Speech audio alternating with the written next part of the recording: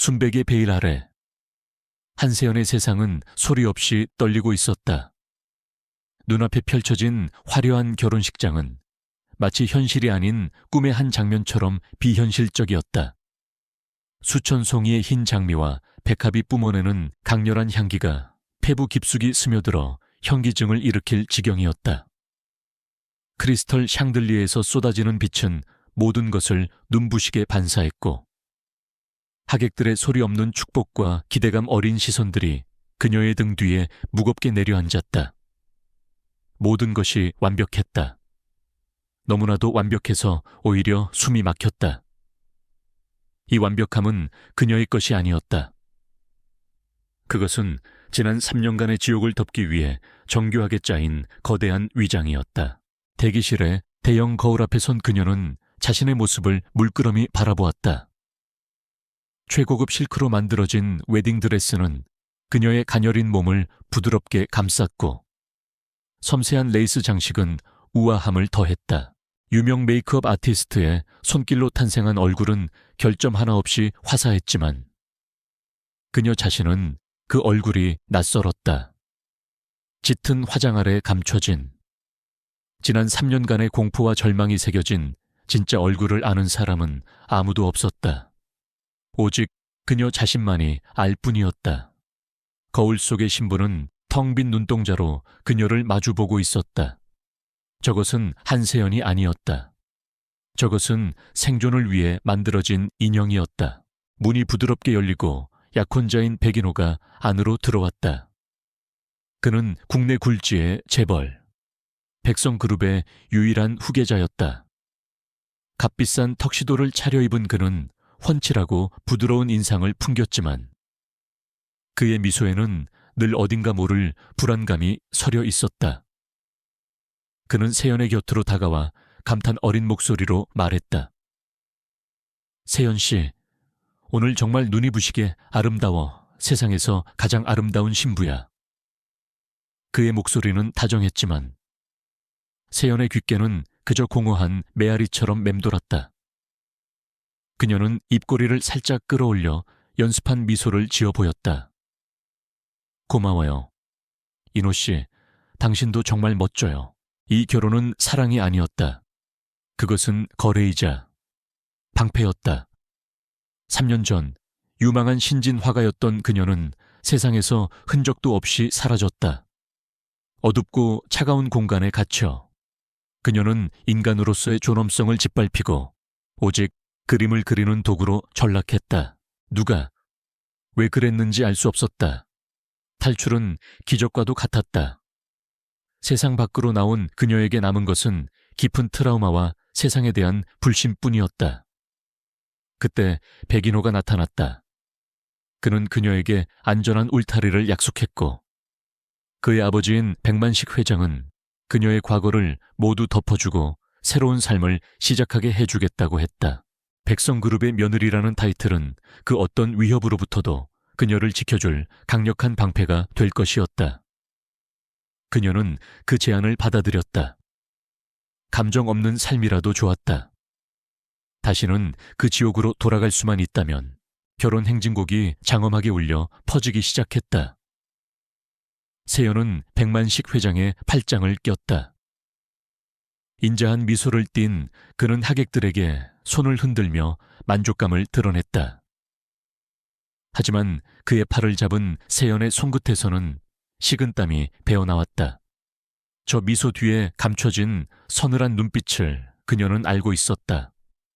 그것은 그녀를 감금했던 자의 눈빛과 기묘하게 닮아 있었다. 아니, 그저 기분 탓일 거라고.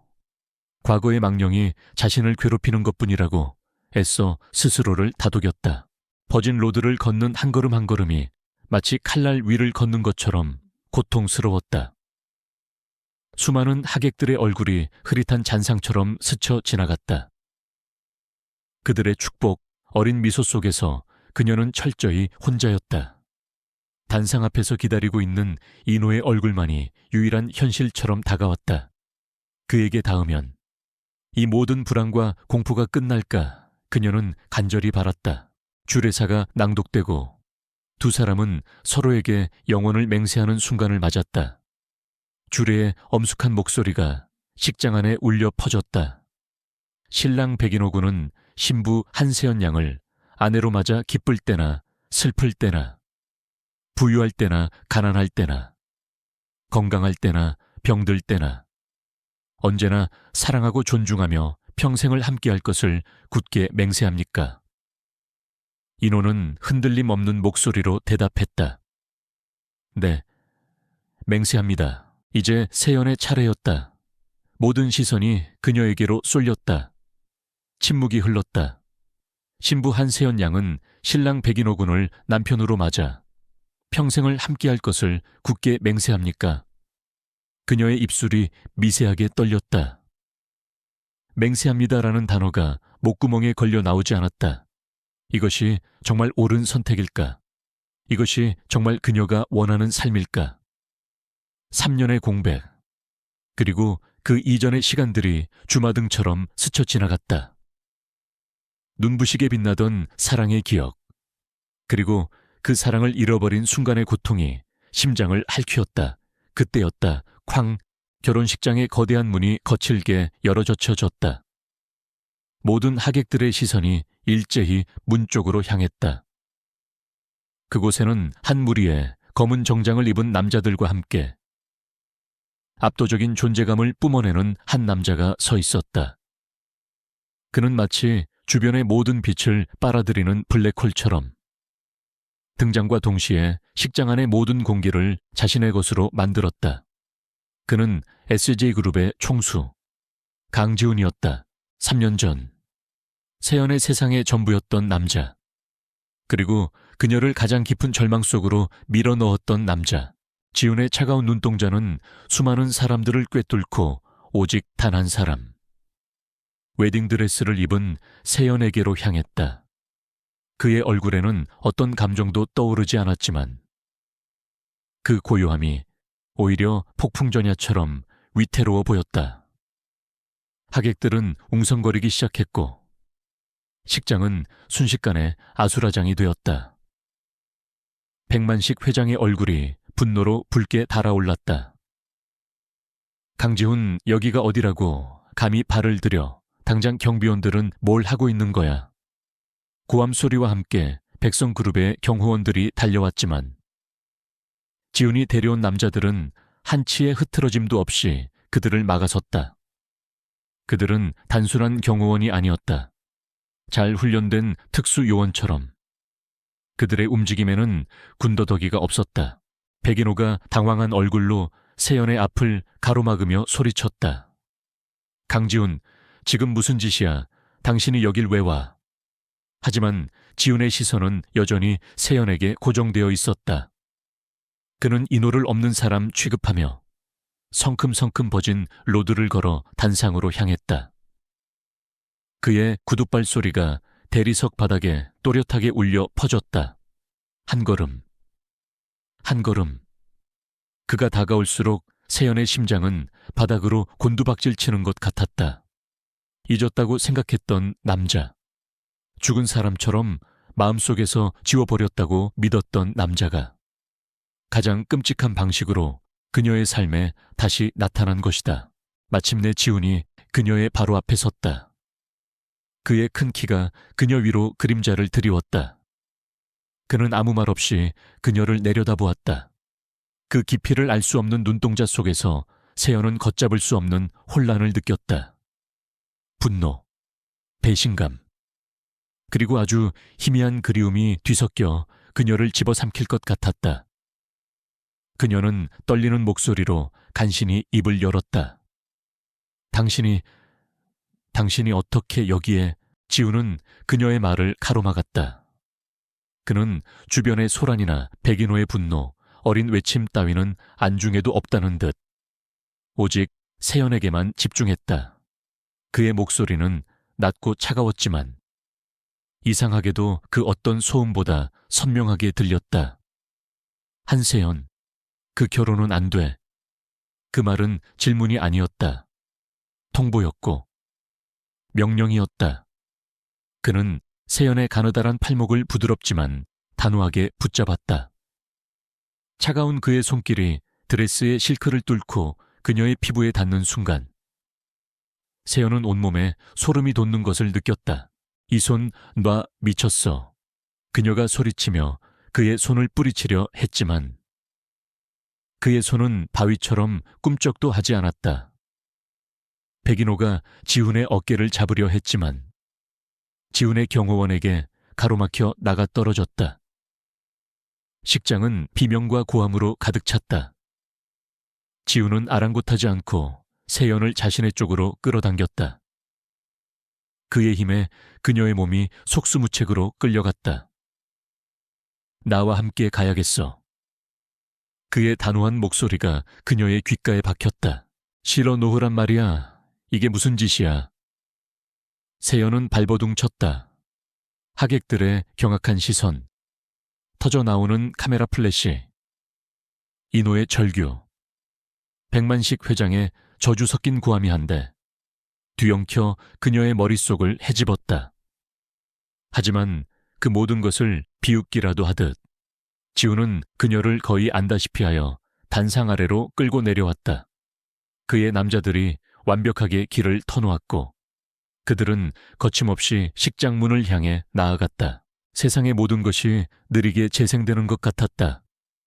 찢어진 베일, 바닥에 나뒹구는 부케, 사람들의 충격받은 얼굴들, 그리고 자신을 절망적으로 바라보는 백인호의 눈.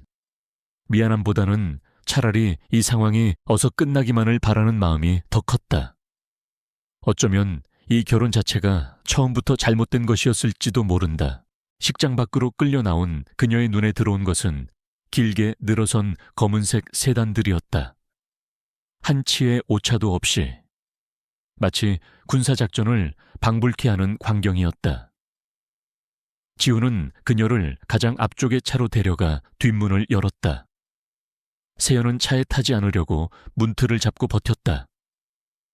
제발 이러지 마. 내가 뭘 잘못했는데. 그녀의 목소리에는 애원이 섞여 있었다. 3년의 감금 생활 끝에 겨우 찾은 위태로운 평화였다. 그런데 강지훈이 나타나 그 모든 것을 다시 산산조각 내고 있었다. 지훈은 잠시 동작을 멈추고 그녀를 돌아보았다. 그의 눈빛이 아주 미세하게 흔들리는 것을 세연은 보았다. 하지만 그것은 찰나의 순간이었다. 그는 다시 차갑고 단호한 얼굴로 돌아와 말했다. 지금은 널 이해시킬 시간이 없어. 하지만 이것만 알아도 널 구하러 온 거야. 구하러 와. 이게 구하는 거야. 이건 납치야. 또 다른 감옥일 뿐이라고. 그녀의 절규는 공기 중에 흩어졌다. 그는 더 이상 대답하지 않았다. 그는 그녀를 강제로 차 안으로 밀어넣고 자신도 따라 올라탔다. 쿵 하고 차 문이 닫히는 소리가 마치 세상과의 단절을 알리는 선고처럼 들렸다. 차는 미끄러지듯 부드럽게 출발했고 순식간에 아수라장이 된 결혼식장을 뒤로 하고 멀어져 갔다. 창밖으로 웨딩드레스를 입은 자신의 비참한 모습이 비쳤다. 3년 전의 악몽이 다른 형태로 반복되고 있었다. 그때는 정체 모를 어둠이었지만 지금은 너무나도 잘 아는 한때 사랑했던 남자의 얼굴을 한 절망이었다. 그녀는 조용히 눈물을 흘렸다. 강지훈에 대한 증오가 심장 속에서부터 검은 불꽃처럼 타오르기 시작했다. 차가 서울의 밤거리를 질주하는 동안 두 사람 사이에는 얼음장 같은 침묵만이 흘렀다. 한세연은 창밖으로 빠르게 스쳐 지나가는 도시의 불빛들을 무심하게 바라보았다. 화려한 넌사인과 빌딩의 불빛들이 어지럽게 엉켜 하나의 거대한 추상화처럼 보였다. 하지만 그녀의 눈에는 그 어떤 아름다움도 담기지 않았다. 모든 것이 회색빛으로 보일 뿐이었다. 찢어진 웨딩드레스의 차가운 감촉이 그녀의 절망적인 현실을 끊임없이 일깨웠다. 그녀는 시선을 돌려 운전대를 잡고 있는 남자의 옆모습을 쏘아보았다. 강지훈. 그의 얼굴은 굳게 닫힌 강철문처럼 어떤 감정도 드러내지 않았다. 단단하게 담은 입술과 날카로운 턱선. 그리고 오직 정면만을 응시하는 그의 눈은 3년 전 그녀가 사랑했던 부드러움을 찾아볼 수 없었다. 그저 냉혹하고 낯선 남자만이 존재할 뿐이었다. 분노가 심장 깊은 곳에서부터 다시 치밀어 올랐다. 대체 왜 하필 지금 나타나 모든 것을 망가뜨리는 것인가? 그가 없었던 지난 3년 동안 그녀는 죽음의 문턱을 넘나들었다. 그가 절실히 필요했던 그 모든 순간에 그는 어디에도 없었다.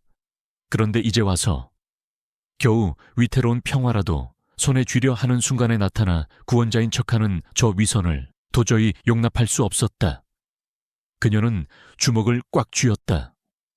손톱이 손바닥을 파고드는 고통이 오히려 정신을 또렷하게 만들었다. 어디로 가는 거죠? 그녀의 목소리는 스스로 듣기에도 놀랄 만큼 차갑고 건조했다. 지우는 시선을 전방에 고정한 차에 대답했다.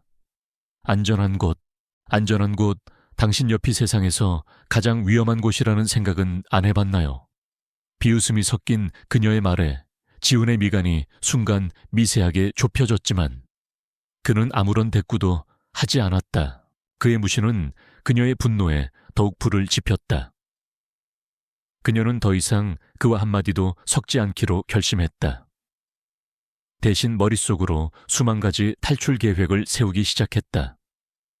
하지만 차는 서울의 중심부, 가장 보안이 철저하기로 유명한 최고급 주상복합 건물 지하 주차장으로 미끄러지듯 들어갔다. 전용 엘리베이터는 카드키 없이는 움직이지 않았고 그들을 최상층 펜트하우스로 직행시켰다. 탈출의 가능성은 처음부터 존재하지 않았다. 띵 하는 소리와 함께 엘리베이터 문이 열리자 숨이 멎을 듯한 광경이 펼쳐졌다. 펜트하우스 내부는 온통 하얀색과 회색 톤으로 꾸며져 있었고 미니멀리즘의 극치를 보여주었다. 한쪽 벽면 전체가 통유리로 되어 있어 서울의 야경이 파노라마처럼 한눈에 들어왔다. 최고급 디자이너의 가구들이 최소한으로 배치되어 있었지만 그 하나하나가 수억 원을 호가하는 예술 작품들이었다. 넓고 화려하고 비현실적인 공간이었다. 하지만 세연에게 이곳은 그저 더 크고 화려하게 치장된 감옥일 뿐이었다.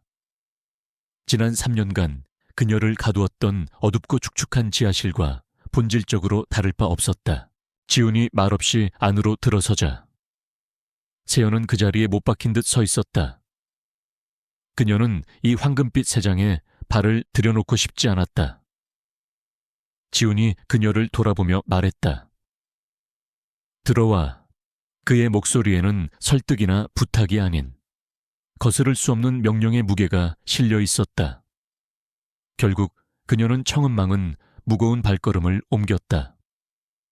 그녀가 안으로 들어서자마자 현관문이 묵직한 소리를 내며 닫혔다. 그 소리는 마치 세상과의 또 다른 단절을 알리는 것 같았다. 그 순간 억눌러 왔던 모든 감정이 폭발했다. 대체 왜 이런 짓을 하는 거예요? 목적이 뭐냐고? 그녀는 신경질적으로 웨딩드레스에 찢어진 베일을 벗어 던지며 소리쳤다. 그녀의 눈에는 분노와 원망, 그리고 깊은 두려움이 뒤섞여 있었다. 그녀는 주변을 둘러보았다. 이 넓은 공간 어디에도 탈출구는 보이지 않았다. 창문은 서울의 하늘 꼭대기에 있었고 문은 굳게 닫혀 있었다. 다시 갇혔다는 절망감이 그녀를 덮쳤다. 날 가두려는 거라면 성공했네요. 축하해요. 그런데 이번엔 또 얼마나 버텨야 하죠? 3년 아니면 평생. 지우는 묵묵히 그녀의 분노를 받아내고 있었다. 그는 재킷을 벗어 소파에 던지고 넥타이를 느슨하게 풀었다. 그의 지친 얼굴 위로 복잡한 감정이 스쳐 지나갔다. 그는 밭 쪽으로 걸어가 위스키를 한 잔 따랐다. 그리고 마침내 입을 열었다. 그의 목소리는 놀랍도록 차분했다. 널 가두려는 게 아니야. 한세연, 널 보호하려는 거야. 이게 보호라고요. 내 결혼식을 망치고 날 강제로 끌고 온 게 보호라고요. 당신은 날 버렸어요. 내가 가장 필요로 할 때. 당신은 내 곁에 없었어. 그런데 이제 와서 무슨 자격으로 내 앞에 나타나서 보호를 운운하는 거죠. 그녀의 목소리는 끝으로 갈수록 격렬하게 떨렸다. 눈물이 뺨을 타고 흘러내려 공들인 화장을 망가뜨렸다. 바로 그때 그녀의 머릿속에 과거의 한 장면이 섬광처럼 스쳐 지나갔다. 따스한 햇살이 쏟아져 들어오는 작은 작업실이었다. 온통 물감 냄새로 가득한 그곳에서 그녀는 캔버스 앞에 앉아 있었다. 당시의 지우는 지금처럼 차가운 총수가 아니었다. 그는 그녀의 그림을 세상에서 가장 소중한 보물처럼 바라봐 주던 사람이었다. 그는 그녀의 뒤에 서서 다정하게 어깨를 감싸 안으며 속삭였다. 세연아, 네 그림은 살아있어. 내 영혼이 담겨 있으니까. 내가 평생 지켜줄게. 너와 내 그림 모두. 그의 따뜻한 목소리, 그의 품에서 나던 은은한 향수 냄새, 그의 부드러운 눈빛, 그 모든 것이 너무나도 생생해서 세연은 순간 현실과 과거를 구분할 수 없었다. 행복했던 기억은 날카로운 비수가 되어 현재의 그녀를 더욱 아프게 찔렀다. 거짓말. 그녀는 과거의 환영을 떨쳐내려는 듯 머리를 흔들며 소리쳤다. 당신의 그 약속들, 다 거짓말이었어. 당신은 날 지켜주지 못했어. 지우는 들고 있던 위스키 잔을 내려놓았다. 그의 눈빛이 칼날처럼 날카로워졌다. 그는 테이블 위에 있던 태블릿 PC를 들어 그녀 앞으로 내밀었다. 화면에는 한 장의 사진이 떠 있었다. 그것은 백만식 회장과 세연이 단 한 번도 본 적 없는 험악한 인상의 남자가 은밀하게 만나는 장면을 찍은 파파라치 컷이었다. 이 남자, 누군지 알아? 지훈이 물었다. 세연은 고개를 저었다. 3년 전, 널 납치하라고 사주한 사람, 그리고 실제로 널 감금했던 집행 책임자야. 그리고 그 옆에 있는 사람이 바로 네가 오늘 장인어른으로 모실 뻔했던 백만식 회장이고, 세연의 심장이 쿵 하고 내려앉았다. 말도 안 돼. 그럴 리 없어. 회장님은 날 구해준 분이야. 내게 새로운 삶을 주셨다고. 그녀의 목소리는 확신을 잃고 떨리고 있었다. 백만식 회장은 언제나 인자한 미소로 그녀를 대했다. 그녀의 아픔을 이해해주고 그녀가 다시 세상에 발을 디딜 수 있도록 모든 지원을 아끼지 않았다. 그런 그가 자신을 감금했던 악마와 한패라니 믿을 수 없었다. 믿고 싶지 않았다. 당신이 조작한 거겠지. 날 백시 지방과 떼어놓으려고 무슨 꿍꿍이야. 지우는 한숨을 내쉬었다. 그는 다른 파일을 열었다. 그것은 음성 녹음 파일이었다. 들어봐. 그가 재생 버튼을 누르자 지직거리는 소리와 함께 익숙한 목소리가 흘러나왔다. 백만식 회장의 목소리였다. 그 계집애. 아직도 쓸만한 그림은 못 그려내는 건가. 슬슬 인내심의 한계가 오는군. 결혼식만 끝나면 내 소나귀에 완벽하게 들어오는 거니. 그때부터는 옛날 방식으로 다뤄도 상관없겠지. 얌전한 고양이보다는 발톱을 드러내는 맹수가 더 좋은 영감을 주는 법이니까. 세연은 자신의 귀를 의심했다. 인자했던 그의 목소리가 이토록 섬뜩하고 잔인하게 들릴 수 있다는 사실에 온몸의 피가 차갑게 식는 것 같았다. 녹음 파일은 계속되었다. 강지훈 그놈이 아직도 포기하지 않고 냄새를 맡고 다니는 모양이지만 상관없어. 결혼이라는 합법적인 족쇄가 채워지는 순간 그놈도 더는 손을 쓸 수 없을 테니 한세연은 영원히 내 갤러리의 가장 값비싼 소장품이 될 거다. 녹음이 끝나자 펜트하우스에는 무거운 침묵이 내려앉았다. 세연은 아무 말도 할 수 없었다. 머릿속이 하얗게 비어버린 것 같았다. 구원이라고 믿었던 것이 사실은 더 교묘한 덫이었다. 안전한 울타리라고 생각했던 곳이 영원한 감옥의 입구였다. 지난 몇 달간 그녀에게 친절을 베풀었던 백인호와 백만식 회장의 얼굴이 떠올랐다. 그 모든 것이 연기였다니. 소름 끼치는 진실 앞에서 그녀의 세상은 송두리째 무너져 내리고 있었다. 그녀는 비틀거리며 소파에 주저앉았다. 웨딩드레스가 구겨지는 소리가 유난히 크게 들렸다. 대체 왜 나한테? 그녀의 목소리는 거의 들리지 않을 만큼 작았다. 지훈이 그녀의 곁으로 다가와 무릎을 굽히고 눈을 맞췄다. 그의 눈에는 더 이상 냉담함이 아닌 깊은 고통과 연민이 담겨 있었다. 그 이유는 나도 아직 찾는 중이야. 하지만 확실한 건 그 결혼은 널 다시 지옥으로 밀어넣는 행위였다는 거야. 내가 막을 수밖에 없었어. 세연은 고개를 들어 그를 바라보았다. 그의 말이 사실이라면 그는 그녀를 납치한 것이 아니라 구해준 것이 된다. 하지만 그녀는 선뜻 그를 믿을 수가 없었다. 3년이라는 시간은 너무나도 길었고 그 시간 동안 쌓인 불신과 원망은 쉽게 사라지지 않았다. 게다가 강지훈이라는 남자는 언제나 모든 것을 자신의 뜻대로 움직여야 직성이 풀리는 사람이었다. 이것 또한 그의 거대한 계획의 일부일지도 모른다는 의심을 떨칠 수가 없었다. 지훈은 그런 그녀의 마음을 읽기라도 한 듯 씁쓸하게 미소 지었다. 날 믿지 못하겠지. 당연해. 내가 해줄 수 있는 말은 이것뿐이야. 시간을 줄게. 네 스스로 생각하고 판단할 시간을. 하지만 여길 떠날 순 없어. 밖은 아직 위험해. 내가 널 다시 그놈들 손에 넘길 순 없으니까.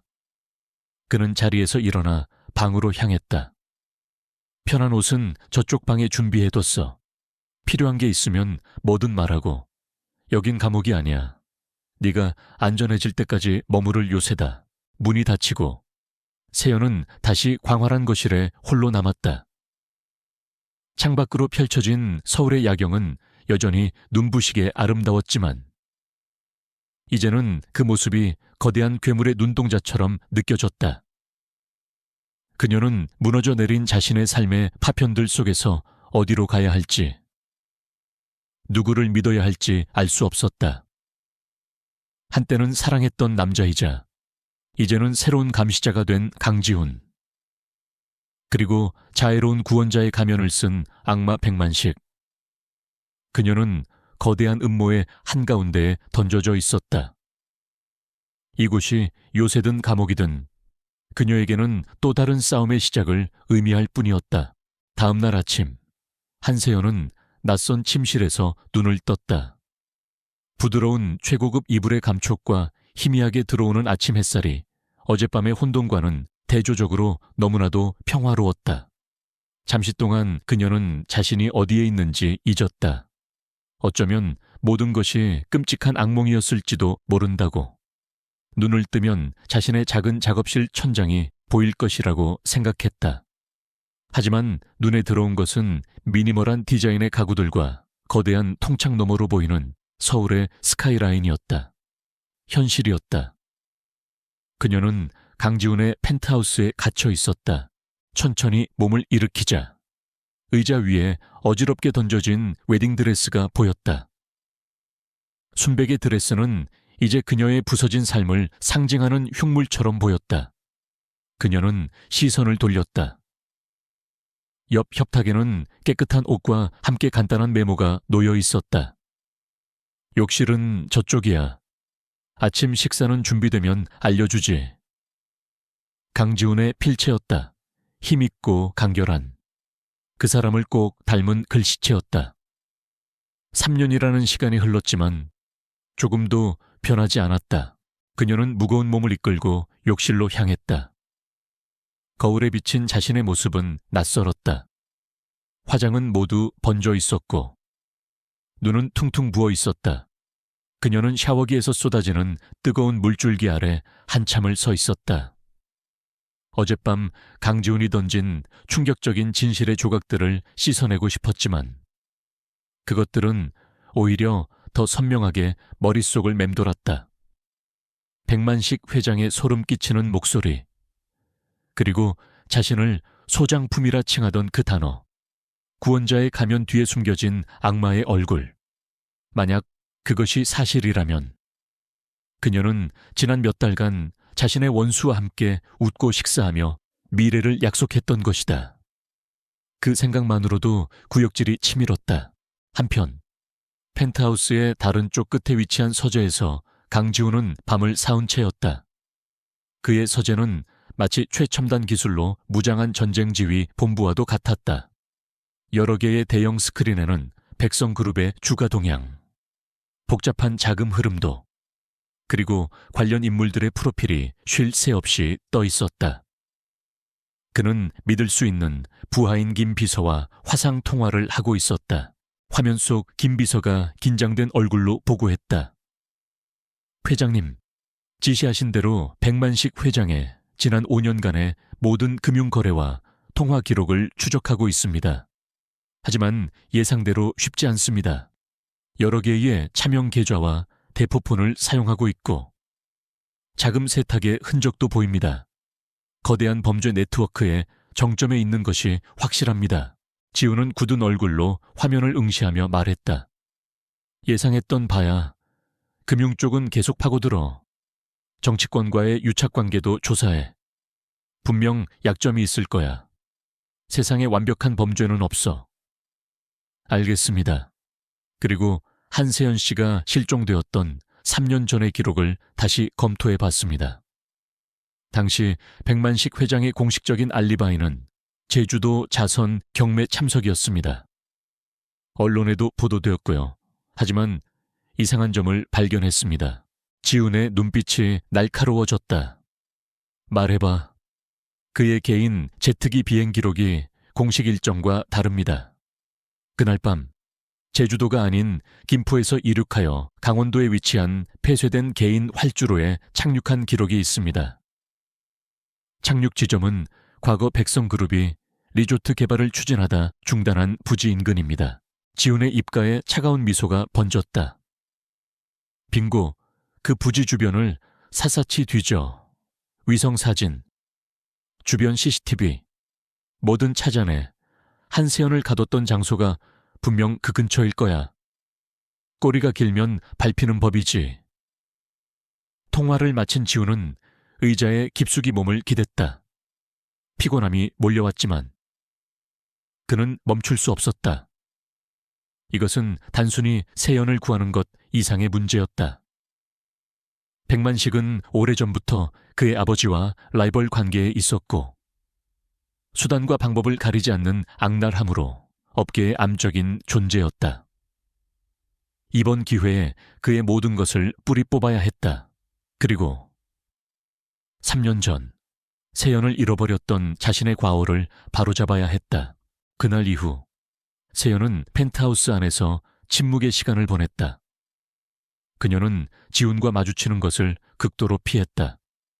지훈 역시 그녀에게 강요하지 않고 적당한 거리를 유지하며 그녀가 스스로 마음을 정리할 시간을 주었다.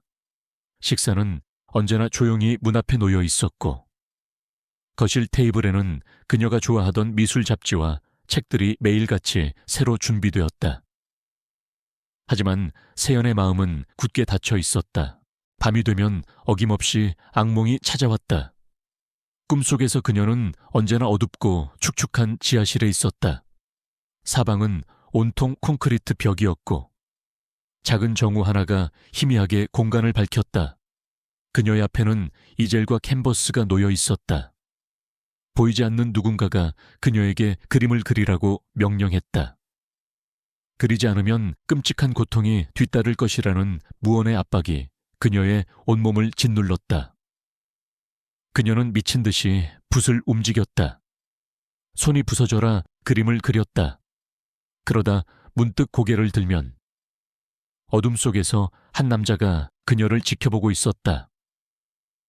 남자의 얼굴은 언제나 그림자에 가려 보이지 않았다. 하지만 그가 만족스러운 듯 웃는 소리만은 생생하게 들렸다. 그 웃음소리는 어느새 백만식 회장의 인자한 웃음소리와 겹쳐졌다. 아, 세연은 비명을 지르며 잠에서 깨어났다. 온몸은 식은땀으로 흠뻑 젖어 있었고 심장은 격렬하게 뛰고 있었다. 그녀는 한동안 거친 숨을 몰아쉬며 어둠 속에서 떨었다. 꿈속의 단서들, 흩어진 기억의 파편들. 그녀는 필사적으로 그것들을 붙잡으려 애썼다. 다음 날, 세연은 처음으로 지훈에게 먼저 말을 걸었다.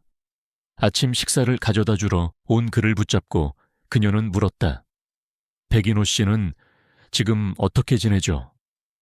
그녀의 질문에 지훈은 잠시 놀란 듯 했지만 이내 담담하게 대답했다.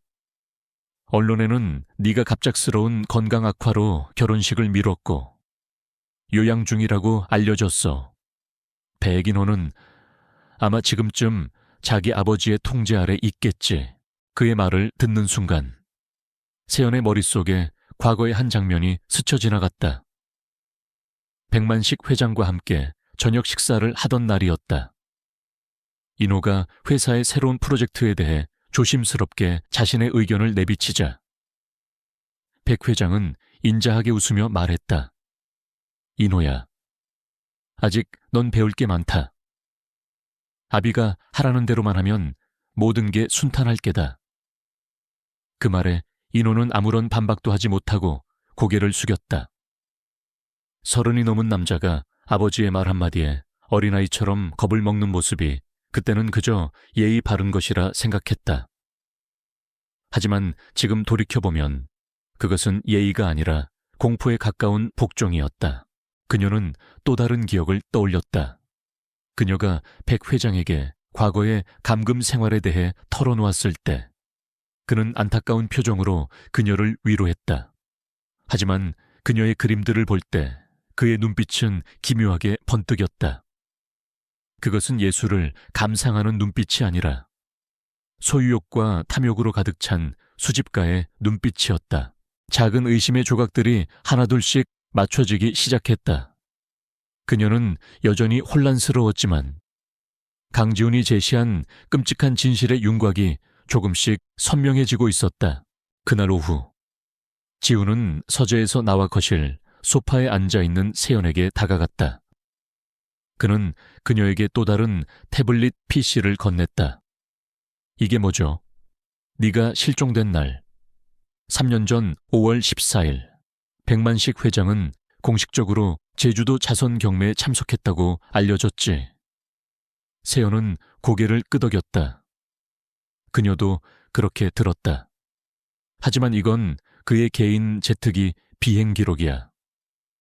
그날 밤 김포에서 이륙해서 강원도의 한 개인 활주로에 착륙했어. 공식적인 기록 어디에도 없는 유령 비행이지. 그리고 그 활주로에서 불과 5km 떨어진 곳에 백성그룹 소유의 버려진 별장이 하나 있어. 세연의 손이 미세하게 떨리기 시작했다. 버려진 별장. 악몽 속의 그 지하실은 낡은 건물의 일부인 것 같았다. 창문이 없어 낮인지 밤인지 알 수 없었지만 가끔 멀리서 들려오는 희미한 바람소리와 새소리가 있었다. 그녀는 떨리는 목소리로 물었다. 그걸 어떻게 확신하죠? 지훈은 그녀를 똑바로 바라보며 말했다. 네가 말했으니까. 네, 내가 언제요? 3년 전, 나와 헤어지기 직전에 너는 강원도의 한 호숫가에서 영감을 받아 그림을 그리고 싶다고 했어. 그리고 그 풍경에 대해 내게 자세히 설명해 줬지. 백만식의 별장은 바로 그 호숫가 근처에 있어. 순간 세연의 머릿속을 무언가 강타하는 듯한 충격이 스쳐 지나갔다. 잊고 있었던 기억이었다. 그녀는 분명 지훈에게 그런 말을 한 적이 있었다. 그리고 그 이야기를 나눈 며칠 뒤 그녀는 사라졌다. 백만식 회장이 그녀의 재능을 알아보고 후원을 제안한 것도 바로 그 무렵이었다. 우연일까? 세상에 그런 끔찍한 우연이 존재할 수 있을까? 그녀는 태블릿 PC를 든 채 창가로 다가갔다. 어지러운 서울의 풍경이 발 아래로 펼쳐져 있었다. 지금까지 그녀는 자신이 거대한 폭풍우에 휩쓸린 가엾은 피해자라고만 생각했다. 하지만 이제는 알 것 같았다. 이것은 우연이 아니었다. 처음부터 끝까지 그녀를 중심으로 정교하게 짜인 거대한 음모였다. 분노와 배신감이 다시 치밀어 올랐지만 이번에는 그 대상이 강지훈만이 아니었다. 오히려 분노의 가장 큰 부분은 백만식 회장을 향하고 있었다. 그리고 무력하게 그 모든 것을 방관했거나 동조했을 백인호를 향했다. 의심의 씨앗은 이제 그녀의 마음속 깊이 뿌리를 내렸다. 더 이상 부정할 수 없는 진실의 무게가 그녀를 짓눌렀다. 그녀는 이제 더 이상 도망치거나 외면할 수 없었다. 알아내야만 했다. 대체 왜 그들이 자신에게 그런 짓을 했는지, 그리고 그 죗값을 반드시 치르게 해야 했다. 그녀는 천천히 고개를 돌려 서재 쪽을 바라보았다. 저 문 너머에 있는 남자. 강지훈. 그는 비록 그녀를 강제로 이곳에 데려왔지만 어쩌면 이 거대한 싸움에서 그녀의 유일한 아군일지도 모른다는 생각이 처음으로 들었다. 강지훈이 제시한 증거들은 한세연의 마음속에 깊이 박힌 불신의 벽에 균열을 내기 시작했다. 그녀는 더 이상 그를 미친 납치범으로만 볼 수 없었다. 하지만 지난 3년간의 고통과 그가 자신을 지켜주지 못했다는 원망은 여전히 날카로운 파편처럼 남아 그녀를 괴롭혔다. 펜트하우스에서의 며칠은 살얼음판을 걷는 듯한 긴장감 속에서 흘러갔다. 그녀는 여전히 지훈을 피했고 지훈은 묵묵히 그녀에게 생각할 시간을 주었다. 그러던 어느 날 오후 지훈이 그녀에게 조심스럽게 제안했다. 계속 여기만 있으면 답답할 거야. 바람이라도 쐬러 나가지. 세연은 경계심 가득한 눈으로 그를 쳐다보았다. 덫인가요? 아니면 또 다른 계획의 일부인가요? 그녀의 가시 돋친 말에 지훈은 씁쓸한 표정을 지었다. 어느 쪽도 아니야. 그냥 네가 잠시라도 숨을 쉬었으면 해서. 물론 완벽하게 안전한 곳으로. 그가 말한 안전한 곳은 SJ그룹이 소유한 경기도 외곽의 한 사설 수목원이었다. 일반인의 출입이 통제된 그곳은 울창한 숲과 아름다운 조각상들이 어우러진 비밀의 정원과도 같았다. 세연은 잠시 망설였지만 며칠 동안 갇혀 지내며 느꼈던 답답함과 신선한 공기에 대한 갈망이 결국 그녀를 움직였다. 수목원으로 향하는 길은 삼엄했다. 지훈이 탄 방탄 세단을 중심으로 앞뒤와 양옆으로 검은색 SUV 차량들이 따라붙었다. 차량 안에는 무선 이어폰을 낀 경호원들이 날카로운 눈으로 주변을 살피고 있었다. 마치 국가 원수를 경호하는 듯한 모습이었다.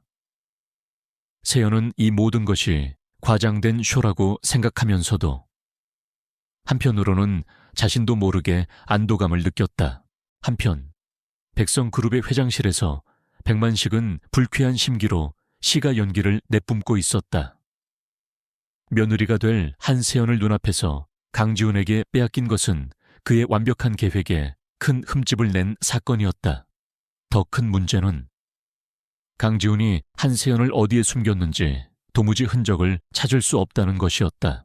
그의 앞에 3년 전 세연을 납치했던 행동대장이 고개를 숙이고 서 있었다. 죄송합니다, 회장님. SJ그룹의 보안망이 너무나 철저해서 접근조차 힘든 상황입니다. 백만식은 재떨이에 시가를 비벼끄며 차갑게 말했다. 무능한 놈. 내가 기회를 줬을 때 강지훈 그놈부터 처리했어야 했어. 그는 잠시 생각에 잠기더니 이내 결심한 듯 잔인한 미소를 지었다. 쥐새끼가 굴 안에만 숨어 있을 순 없지. 언젠가는 밖으로 기어 나올 거야. 그때를 노린다. 강지훈이 뭘 하든 상관없어. 한세연, 그 아이를 다시 데려와. 저항이 거세다면 살아 돌아오는 자는 없어도 좋다. 특히 강지훈. 그놈은 반드시 내 눈앞에서 사라져야 해. 그의 목소리에는 서늘한 살기가 가득했다. 수목원에 도착하자 세연은 오랜만에 흙냄새와 풀향기를 맡으며 깊은 숨을 들이마셨다. 지우는 그녀에게서 몇 걸음 떨어진 곳에서 그녀를 지켜볼 뿐 방해하지 않았다. 경호원들은 수목원 전체에 보이지 않게 배치되어 모든 경계 지점을 감시했다. 잠시나마 세연은 모든 것을 잊고 평화를 느꼈다. 아름다운 조각품들을 감상하고 작게 지저귀는 새소리에 귀를 기울였다. 햇살 아래 반짝이는 나무잎을 보며 그녀는 아주 오랜만에 살아있다는 감각을 느꼈다. 어쩌면 모든 게 괜찮아질지도 모른다는 작은 희망이 싹트는 순간이었다. 그 평화는 한순간에 깨졌다. 갑자기 수목원 외곽에서 굉음이 들려왔다. 정적을 깨는 날카로운 타이어 마찰음과 무언가 부서지는 소리가 연달아 들려왔다. 지훈의 표정이 순식간에 굳어졌다. 그의 이어폰에서 다급한 목소리가 터져 나왔다. 회장님 정문 쪽에서 트럭이 방벽을 뚫고 돌진했습니다. 적의 습격입니다. 세연 씨. 이쪽으로 지훈은 한치의 망설임도 없이 세연의 팔을 잡아 끌었다. 바로 그 순간 그들이 서 있던 곳에서 멀지 않은 숲속에서 검은 복면을 쓴 괴한들이 나타났다. 그들은 전문적으로 훈련받은 자들처럼 일사불란하게 움직이며 경호원들을 향해 소음기가 달린 총을 발사했다. 퍽퍽 하는 둔탁한 소리와 함께 경호원 몇 명이 쓰러졌다. 젠장 지훈은 욕설을 내뱉으며 세연을 자신의 몸으로 감쌌다.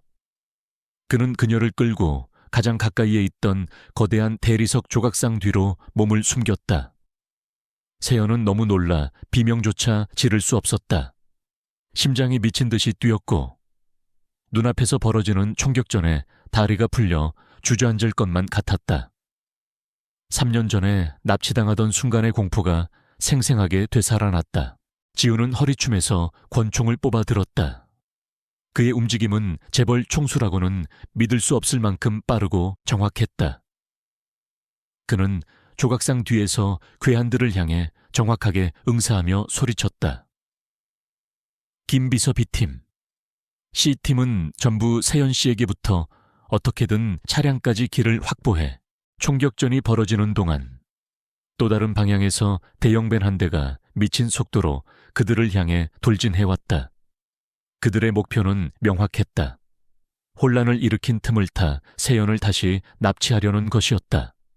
벤의 옆문이 열리고 갈고리가 달린 밧줄을 든 괴한들이 뛰어내릴 준비를 했다. 안 돼, 지훈은 세연을 더욱 강하게 끌어안았다.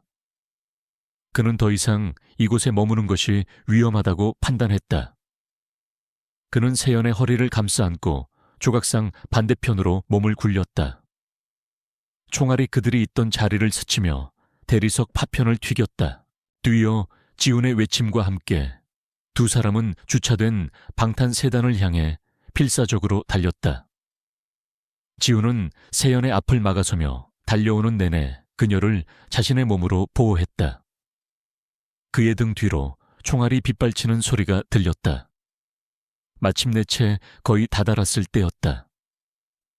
돌진해오던 벤이 방향을 틀어 그들의 앞을 가로막았다. 급정거한 벤에서 괴한들이 쏟아져 나왔다.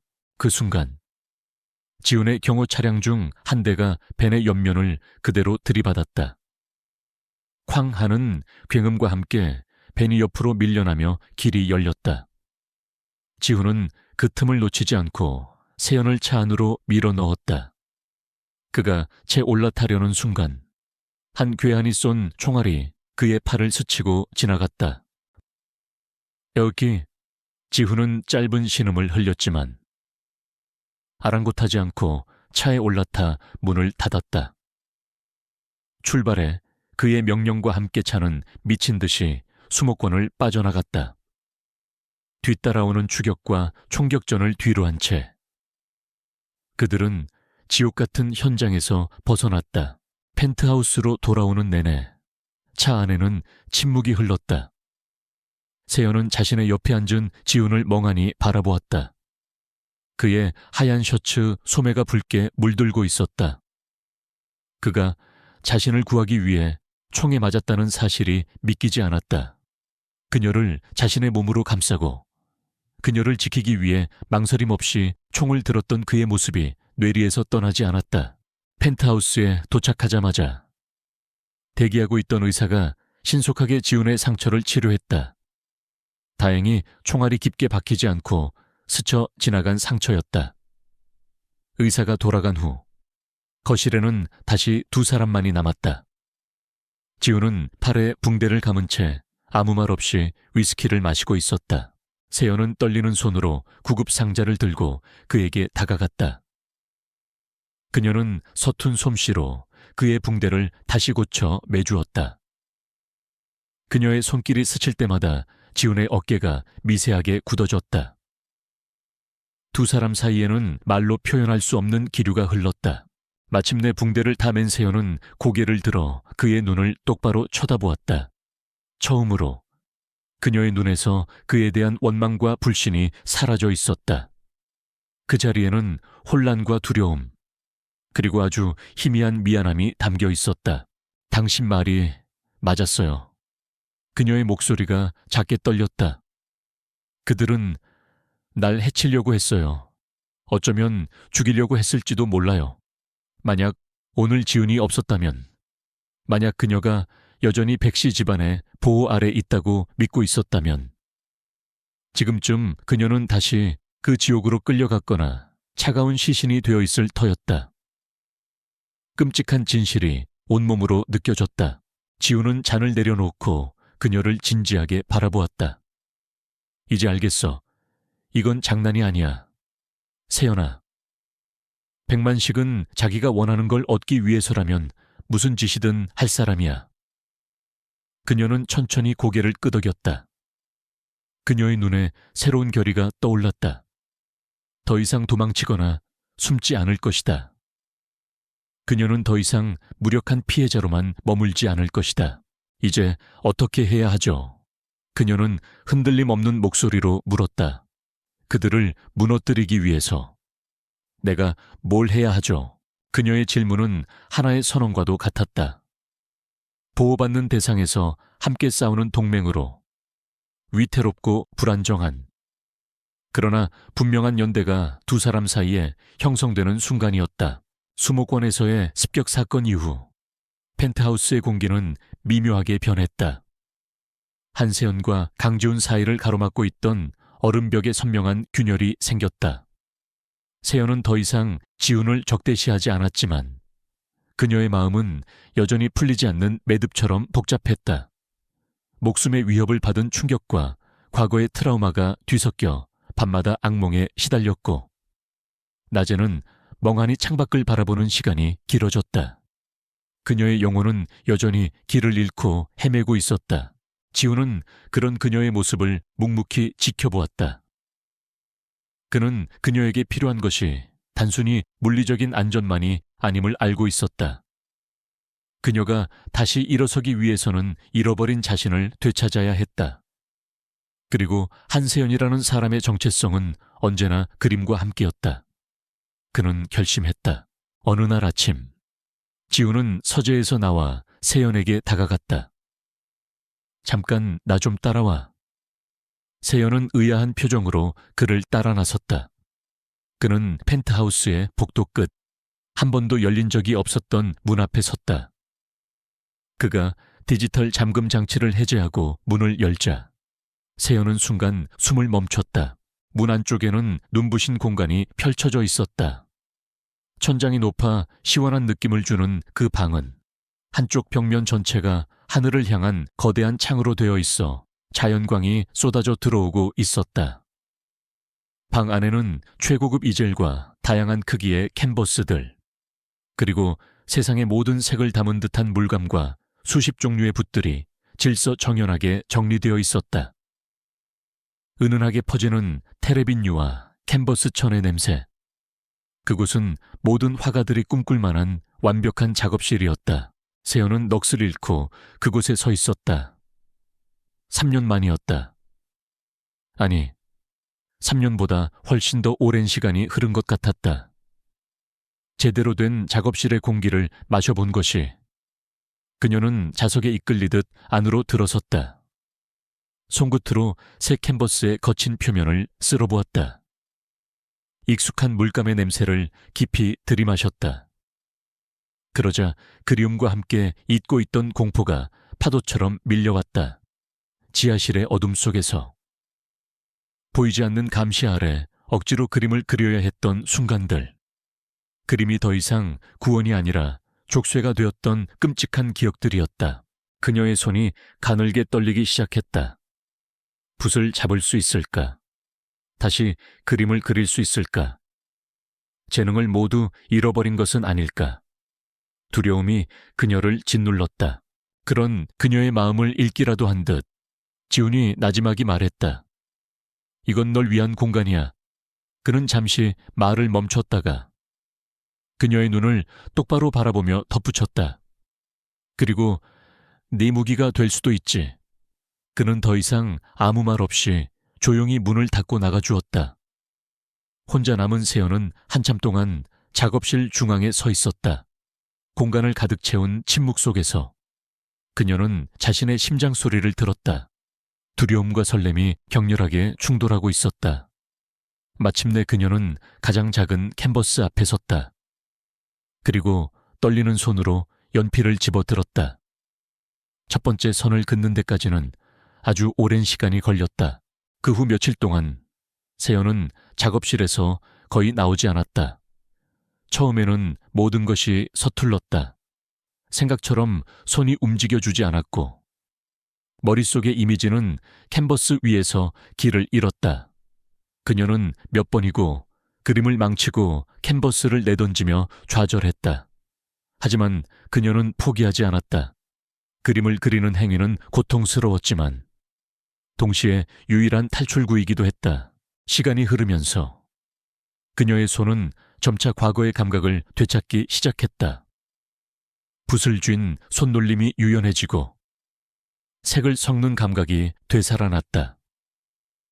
그녀는 그림을 그리며 잊고 있던 자신과 마주했다. 캔버스 위에서 그녀는 울고 소리치고 분노했다. 말로는 다 표현할 수 없었던 지난 3년간의 감정들이 물감에 녹아들어 캔버스 위에 펼쳐졌다. 그림은 점차 그녀의 심리치료사가 되어갔다. 지우는 그런 그녀를 묵묵히 지원했다. 그는 그녀의 작업에 일절 간섭하지 않았고 그저 매일같이 최고급 재료들을 채워주고 조용히 식사를 문 앞에 가져다 놓을 뿐이었다. 하지만 그는 알고 있었다.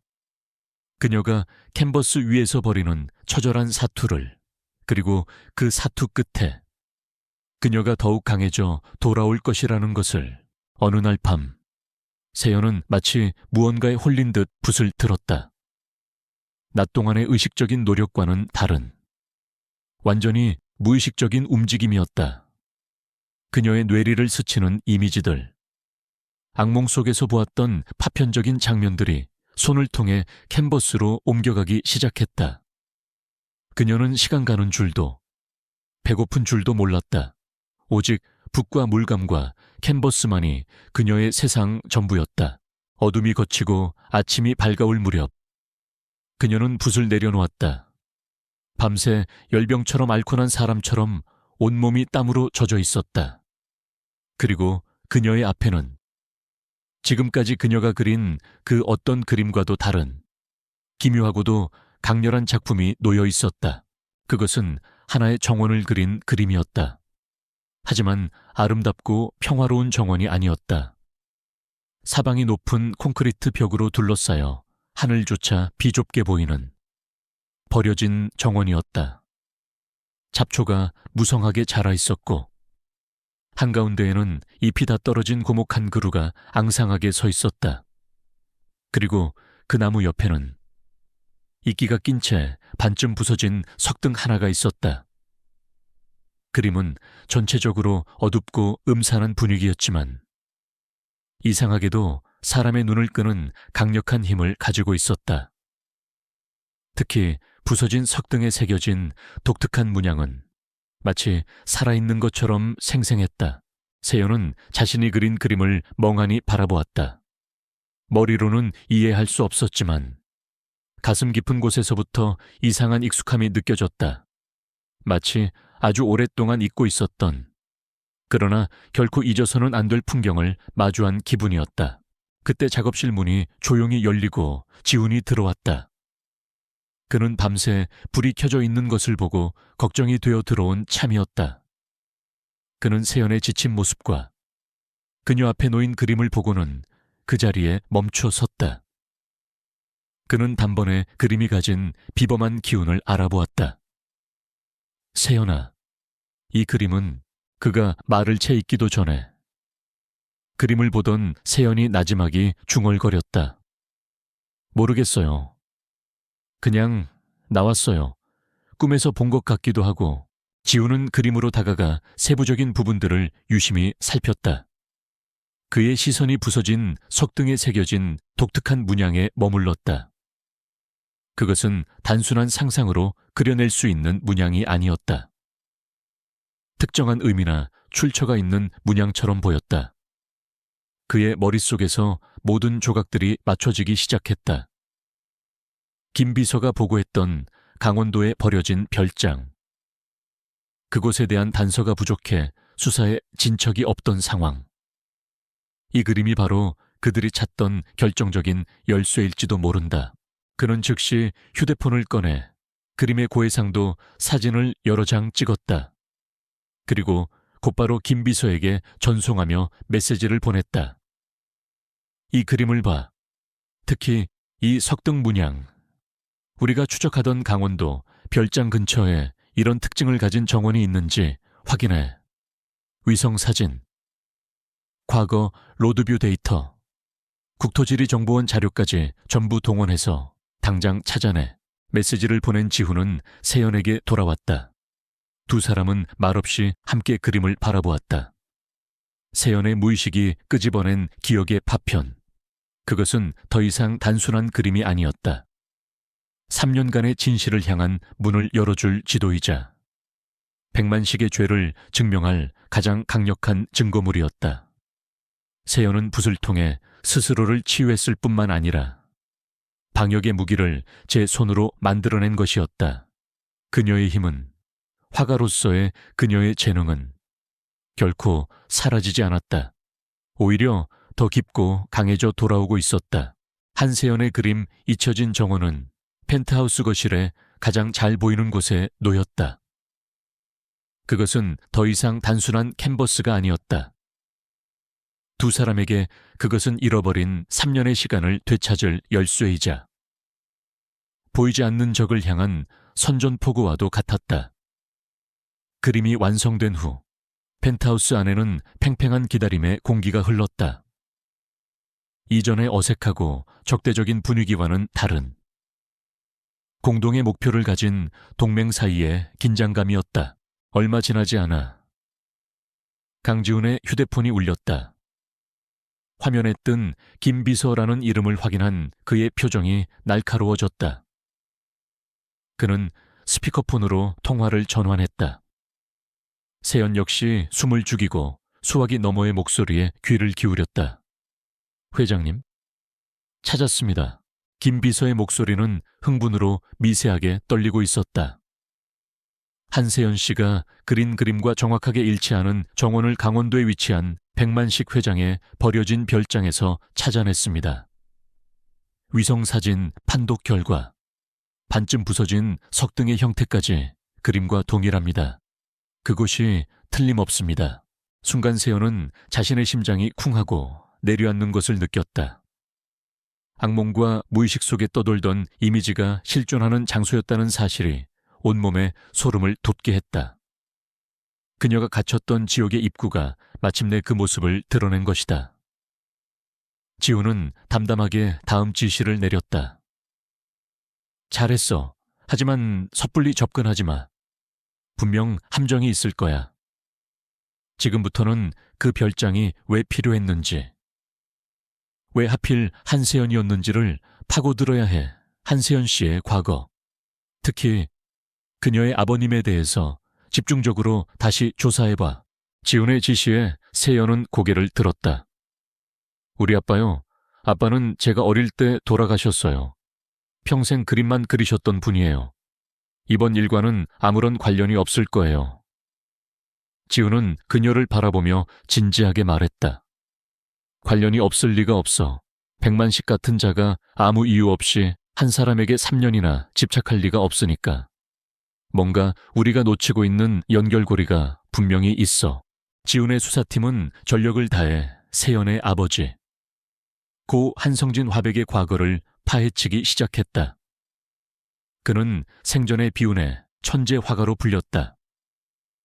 상업적인 성공보다는 자신만의 예술 세계를 추구했던 그는 가난과 무명 속에서 살다가 이른 나이에 심장마비로 세상을 떠났다. 하지만 그의 과거 행적을 추적하던 중 수사팀은 뜻밖의 사실을 발견했다. 젊은 시절 한성진 화백의 첫 번째 후원자가 바로 이제 막 사업을 일으키던 젊은 시절의 백만식이었다는 것이다. 백만식은 한성진의 재능을 일찌감치 알아보고 그를 지원했지만 그 관계는 오래가지 못했다. 둘 사이에 무슨 일이 있었는지는 정확히 알려지지 않았지만 어느 시점부터 한성진은 백만식과의 모든 교류를 끊고 세상과 단절된 채 그림에만 몰두했다. 결정적인 단서는 아주 낡은 서류함 속. 과거 백성그룹의 비리를 고발하려다 의문사한 한 기자의 취재 수첩에서 발견되었다. 수첩에는 이렇게 적혀 있었다. 화가 H. 그는 악마의 탄생을 목격했다. 비 회장의 모든 검은 거래의 시작을 함께했다. 그는 단순한 화가가 아니었다. 사진 같은 기억력을 가진 그는 비 회장의 비밀, 장부 그 자체였다. 그는 비의 제안을 거절하고 그림 속의 모든 것을 봉인했다. 비는 그것을 찾고 있다. 신들의 정원, 엘리시움이라 불리는 연작 그림들. 그것은 그림이 아니라 거학의 역사를 담은 기록이다. 지훈은 조사 결과를 보고받고 모든 퍼즐 조각이 맞춰지는 것을 느꼈다. 그는 무거운 마음으로 세연에게 다가가 그녀를 소파에 앉혔다.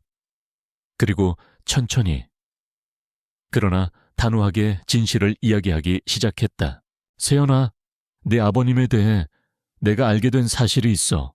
그는 한성진 화백과 백만식의 과거 인연부터 시작해서 그녀의 아버지가 백만식의 범죄 행각을 목격하게 된 과정, 그리고 그것을 그림 속에 암호화하여 숨겼다는 사실까지 모두 털어놓았다.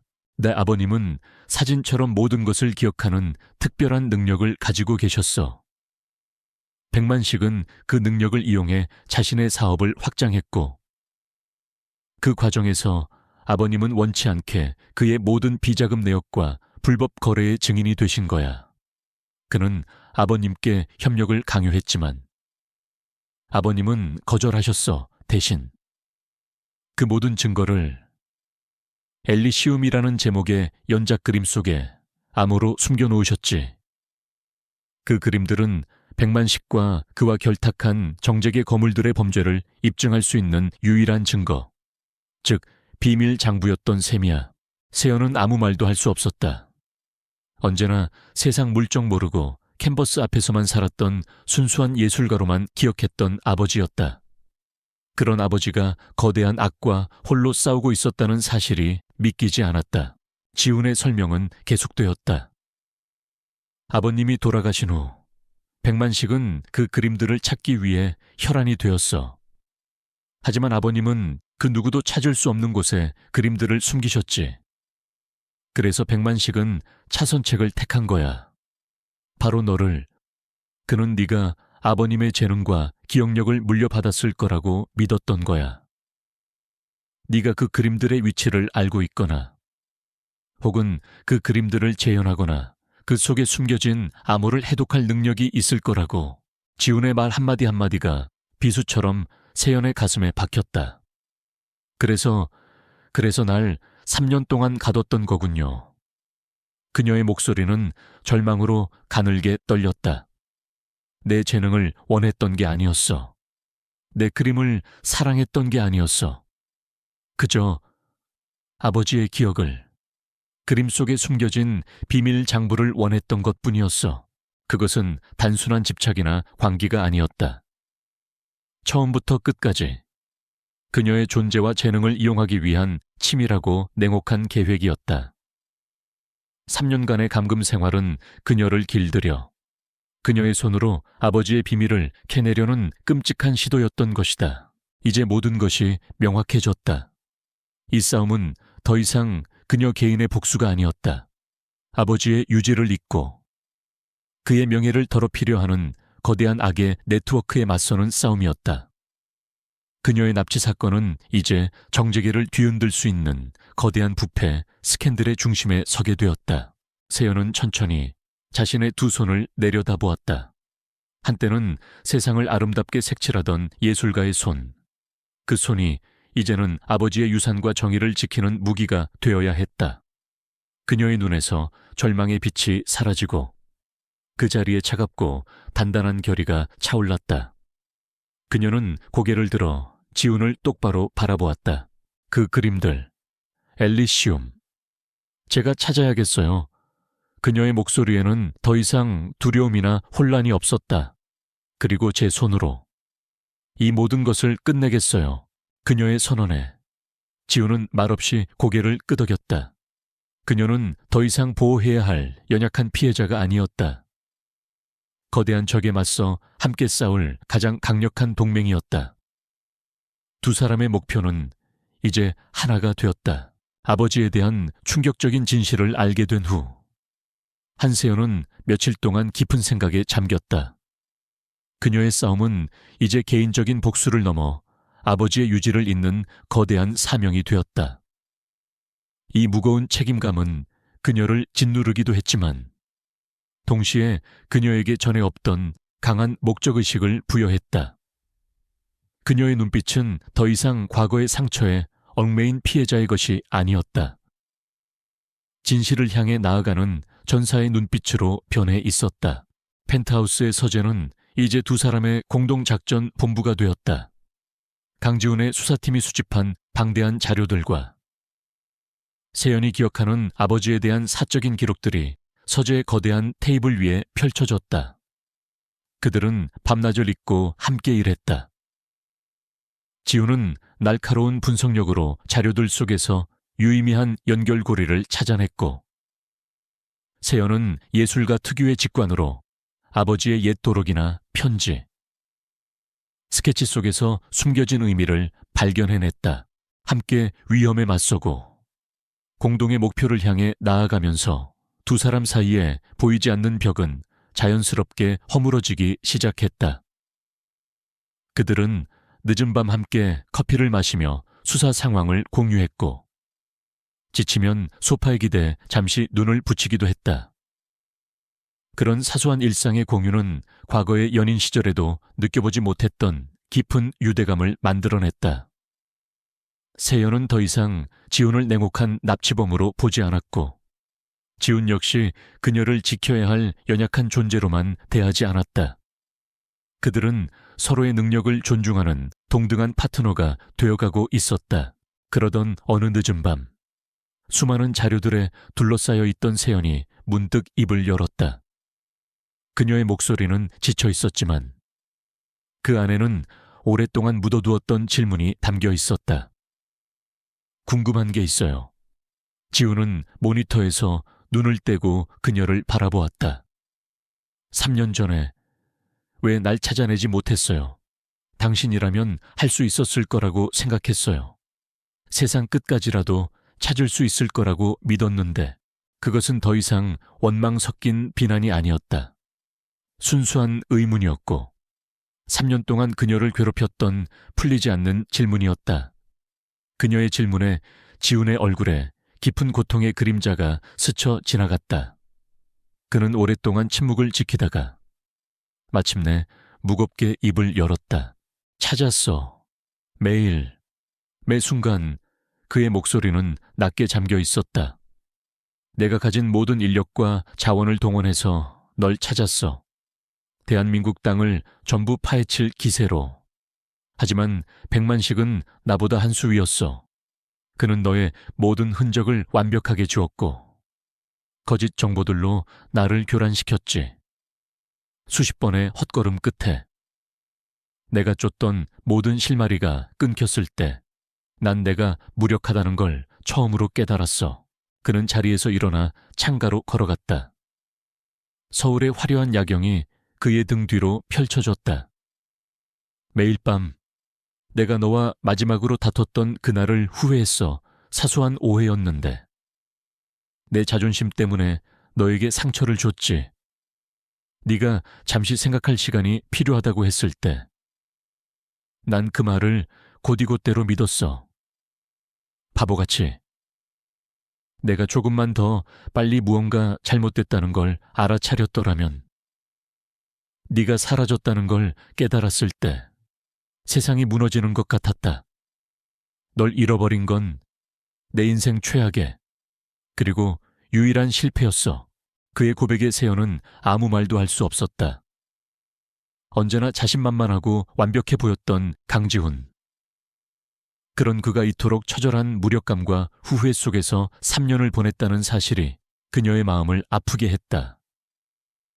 그녀가 지옥 속에서 그를 원망하고 있을 때 그 역시 자신만의 지옥 속에서 고통받고 있었던 것이다.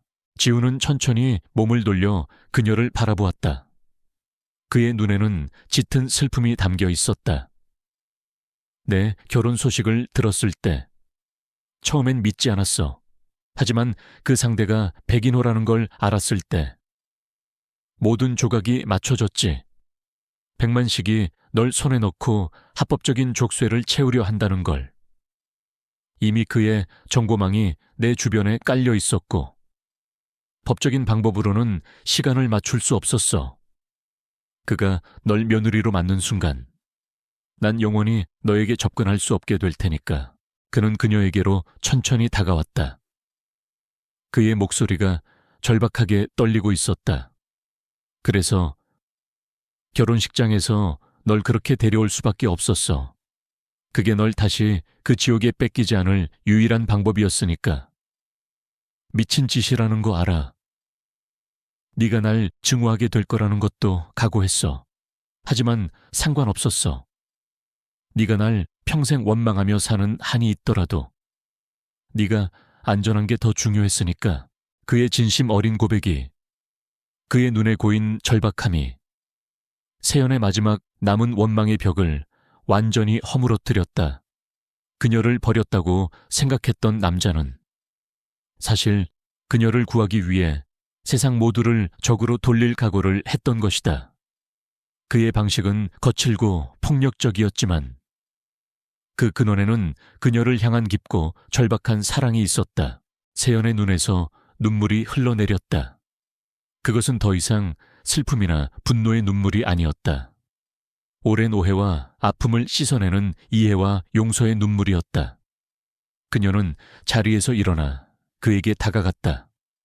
그리고 떨리는 손을 뻗어 아직 희미한 상처 자국이 남아있는 그의 팔을 부드럽게 감쌌다. 알아요. 그녀의 목소리는 눈물에 젖어 있었지만 그 어느 때보다 단단했다. 이제 다 알아요. 당신이 얼마나 힘들었을지. 고마워요. 지훈 씨, 날 포기하지 않아줘서. 그녀의 말에, 그녀의 따뜻한 손길에 3년 동안 강철처럼 버텨왔던 지훈의 감정도 마침내 무너져 내렸다. 그는 그녀를 자신의 품에 가득 끌어안았다. 너무나도 그리워했던, 다시는 만질 수 없을 거라 생각했던 그녀의 온기가 그의 가슴을 파고들었다. 두 사람은 오랫동안 서로를 부둥켜 안고 말없이 서로의 상처를 보듬었다. 과거의 상처가 완전히 사라진 것은 아니었다. 하지만 두 사람은 이제 그 상처를 함께 마주볼 용기를 얻었다. 3년이라는 시간의 공백을 뛰어넘어 그들의 사랑은 다시 시작되고 있었다. 이전보다 더 깊고 더 단단하게. 한참 후 지훈의 품에서 벗어난 세연은 테이블 위에 펼쳐진 아버지의 낡은 스케치북을 바라보았다. 그녀의 눈에는 새로운 빛이 감돌고 있었다. 우리가 함께라면 찾을 수 있을 거예요. 아버지가 남긴 엘리시움을. 그녀의 확신에 찬 목소리에 지훈은 그녀의 손을 힘주어 잡았다. 물론이야. 반드시 찾아낼 거야. 두 사람의 시선이 허공에서 마주쳤다. 더 이상 불안정한 동맹이 아니었다. 사랑과 신뢰로 묶인 세상에서 가장 강력한 파트너가 되어 있었다. 이제 그들은 함께 진실을 향한 마지막 여정을 떠날 준비를 마쳤다. 강지훈과의 관계를 회복하고 굳건한 신뢰를 다진 한세연은 더 이상 과거에 얽매이지 않았다. 그녀는 아버지의 유산인 엘리시움 연작을 찾는 데 모든 것을 걸기로 결심했다. 그것은 백만식을 무너뜨릴 유일한 무기이자 아버지의 명예를 되찾고 모든 것을 제자리로 돌려놓을 수 있는 마지막 희망이었다. 서재는 이제 두 사람의 아지트가 되었다. 그들은 한성진 화백이 남긴 모든 유품들을 하나하나 다시 검토하기 시작했다. 낡은 도록, 빛바랜 편지, 수백 장의 스케치들. 세연은 아버지의 흔적을 따라 기억의 미로를 헤맸고 지훈은 첨단 기술을 동원해 그녀의 기억 조각들을 분석하고 실마리를 찾았다. 아버지는 언제나 제게 그림으로 세상을 가르치셨어요. 세연은 아버지의 오래된 스케치북을 넘기며 나지막이 말했다. 단순한 풍경화처럼 보이지만 모든 그림에는 이야기가 담겨 있었죠. 이 나무는 슬픔을, 저 강물은 시간의 흐름을 상징하는 것처럼요. 아버지는 세상의 모든 것에 영혼이 있다고 믿으셨어요. 그녀의 손가락이 한 페이지 위에서 멈췄다. 그것은 그녀의 어릴 적 모습을 그린 평범한 인물 스케치였다. 그림 속 어린 세연은 작은 나무 상자를 소중하게 끌어안고 있었다. 이 상자 기억나요? 아버지가 제 생일 선물로 직접 만들어주신 보석함이었어요. 세상에서 가장 소중한 것을 담는 곳이라고 하셨죠. 지훈이 날카롭게 물었다. 그 상자, 지금 어디에 있지? 세연은 고개를 저었다. 모르겠어요. 아버지가 돌아가신 후 집을 정리하면서 사라진 것 같아요. 워낙 낡고 작은 상자라서 아마 다른 짐들과 함께 버려졌을 거예요. 지훈은 즉시 수사팀에 연락해 한성진 화백의 유품 목록과 처분 기록을 다시 샅샅이 뒤지라고 지시했다. 하지만 기록 어디에도 나무 상자에 대한 언급은 없었다. 마치 처음부터 존재하지 않았던 물건처럼 며칠이 지나고 수사는 교착 상태에 빠졌다. 엘리시움의 행방은 여전히 묘연했고 백만식은 수면 아래로 깊이 잠수하여 아무런 움직임도 보이지 않았다. 폭풍 전의 고요함처럼 불안한 정적이 그들을 짓눌렀다. 그러던 어느 날 세연은 지훈이 설치해준 작업실에서 무의식적으로 붓을 들었다. 그녀는 무엇을 그릴지 정하지 않은 채 그저 손이 이끄는 대로 물감을 캔버스에 칠하기 시작했다. 몇 시간이 흘렀을까? 그녀의 앞에는 아버지의 옛 작업실 풍경이 그려져 있었다. 햇살이 가득 들어오는 창문, 낡은 이젤, 그리고 벽에 걸린 거대한 풍경화. 그 순간 세연의 머릿속에 번개처럼 한 장면이 스쳐 지나갔다. 아버지가 돌아가시기 며칠 전이었다. 아버지는 평소와 달리 작업실 문을 잠그고 며칠 동안 나오지 않았다. 그리고 마침내 문을 열고 나왔을 때 그의 손에는 그녀가 지금 캔버스에 그린 것과 똑같은 거대한 풍경화가 들려 있었다. 그는 지친 얼굴로 미소 지으며 그녀에게 말했다. 세연아, 아빠의 모든 것이 이 안에 있단다. 이 그림은 단순한 풍경이 아니야. 우리의 낙원이란다. 낙원. 세연은 나지막이 그 단어를 읊조렸다. 그리고 깨달았다. 엘리시움, 엘리시움. 그리스 신화에 나오는 낙원. 아버지는 그림의 제목을 직접적으로 말한 것이 아니었다.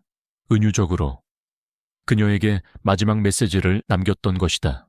찾았어요. 그녀는 서재로 달려가 지훈에게 외쳤다. 엘리시움은 숨겨진 그림들이 아니에요.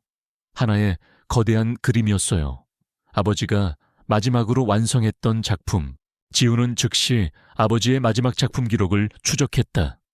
기록에 따르면 그 그림은 한성진 화백 사후, 그의 빚을 청산하기 위해 한 무명 수집객에 헐값에 팔려나갔다. 그리고 그 후 여러 번의 거래를 거쳐 행방이 묘연해진 상태였다. 이 그림을 찾아야 해요. 그 안에 모든 단서가 있을 거예요. 아니, 지훈은 그녀의 말을 가로막았다. 그의 눈이 전략가의 그것처럼 차갑게 빛나고 있었다. 우리가 찾을 필요 없어. 백만식이 직접 이 그림을 찾아오게 만드는 거야. 그의 말에 세연은 의아한 표정을 지었다. 어떻게 네가 그 그림을 다시 그리는 거지? 지훈은 자리에서 일어나 거대한 작전 계획을 세우기 시작했다. 한세연, 네가 3년의 침묵을 깨고 첫 개인전을 여는 거야. 그리고 그 전시회의 메인 작품으로. 아버지의 마지막 걸작이자 전설의 비자금 장부로 알려진 엘리시움을 내 손으로 재현해서 공개하는 거지. 제목은 기억의 복원 정도로 할까? 그것은 대담하고 위험한 도박이었다. 백만식에게 정면으로 쉔잔 북가오하는 것과 다름없었다. 백만식은 엘리시움에 미쳐 있어. 네가 그 그림을 복원했다는 소식을 들으면 그는 무슨 수를 써서라도 그것을 손에 넣으려 할 거야. 전시회는 그를 끌어내기 위한 완벽한 무대가 될 거다. 우리는 그가 스스로 덫으로 걸어 들어오게 만드는 거야. 세연은 잠시 숨을 골랐다. 두려움이 없는 것은 아니었다. 하지만 아버지의 마지막 작품을 자신의 손으로 재현하고 그것으로 악을 심판한다는 생각은 그녀의 피를 끓게 했다. 이것이야말로 화가인 그녀가 할 수 있는 가장 완벽한 복수였다. 하겠어요. 여의 목소리는 흔들림이 없었다. 그날부터 세연과 지훈은 전시회 준비에 돌입했다. 지훈은 SJ그룹의 막강한 자금력과 인맥을 동원해 서울 최고의 갤러리를 대관하고 언론의 천재화가 한세연의 화려한 부활이라는 타이틀로 대대적인 홍보를 시작했다. 그녀의 3년간의 실종과 기적적인 귀환, 그리고 베일에 쌓인 첫 개인전 소식은 미술계뿐만 아니라 대중의 폭발적인 관심을 불러일으켰다. 세연은 작업실에 틀어박혀 그림에만 몰두했다.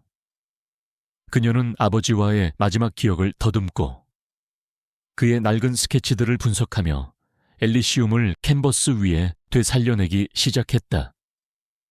그것은 단순한 모작이 아니었다. 아버지의 영혼과 대화하며 그의 고통과 정의에 대한 열망을 그녀 자신의 감정으로 재해석하는 과정이었다. 붓을 움직일 때마다 그녀는 강해졌다. 그림은 그녀에게 두려움을 이겨낼 용기를 주었다. 한편 세연의 개인전 소식은 예상대로 백만식의 귀에 들어갔다. 자신의 지하 감옥에서 쓸모없는 그림만 그리던 계집애가 갑자기 사라져서는 엘리시움을 복원해 전시회를 연다는 소식에 그는 처음에는 코웃음을 쳤다. 하지만 강지훈이 배후에 있다는 사실과 미술계 전체가 들썩이는 것을 보고 그는 불안감에 휩싸였다. 혹시 그 계집애가 정말로 기억해낸 것인가? 아니면 강지훈 놈이 무언가 다른 꿍꿍이를 꾸미는 것인가? 그는 어떤 경우든 엘리시움이 세상에 공개되는 것을 막아야 했다. 그 그림은 그의 제국을 한순간에 무너뜨릴 수 있는 시한폭탄이었다. 그는 부하들을 소집했다.